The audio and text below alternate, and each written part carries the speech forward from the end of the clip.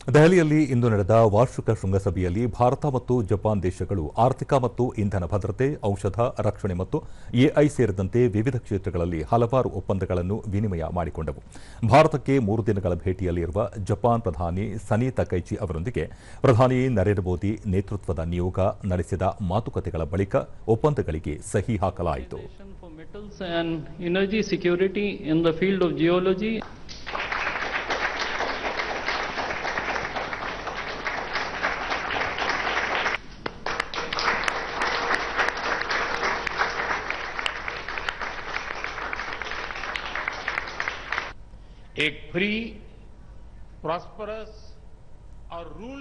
ಬಳಿಕ ನಡೆದ ಜಂಟಿ ಸುದ್ದಿಗೋಷ್ಠಿಯಲ್ಲಿ ಪ್ರಧಾನಿ ನರೇಂದ್ರ ಮೋದಿ, ಭಾರತ ಮತ್ತು ಜಪಾನ್ ಇಂದು ವಿಶ್ವದ ಅತಿದೊಡ್ಡ ಆರ್ಥಿಕತೆಗಳಲ್ಲಿ ಒಂದಾಗಿದ್ದು, ಮುಕ್ತ ಇಂಡೋ ಪೆಸಿಫಿಕ್ ಎರಡೂ ದೇಶಗಳಿಗೆ ಹಂಚಿಕೆಯ ಆದ್ಯತೆಯಾಗಿದೆ ಎಂದರು.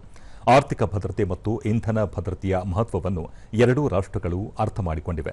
ತಂತ್ರಜ್ಞಾನ ಪಾಲುದಾರಿಕೆಯು ಉಭಯ ದೇಶಗಳ ಸಹಕಾರದ ಪ್ರಮುಖ ಆಧಾರ ಸ್ತಂಭವಾಗಿವೆ.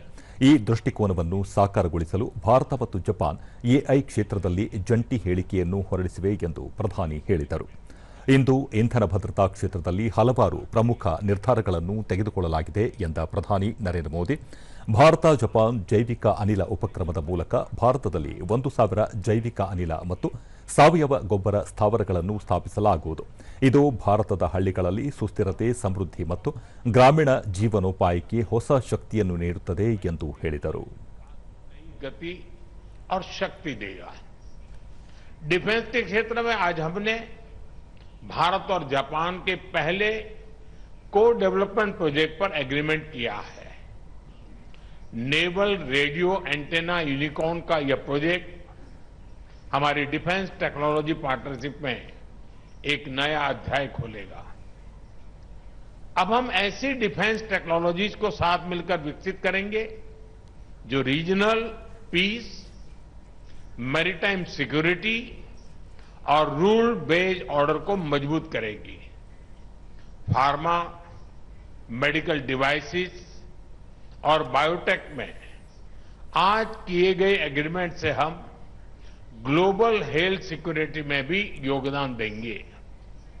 भारत का स्केल और जापान की क्वालिटी को जोड़कर हम एफोर्डेबल, रिलायबल और एडवांस हेल्थ सॉल्यूशंस दुनिया तक पहुंचाने के लिए काम करेंगे.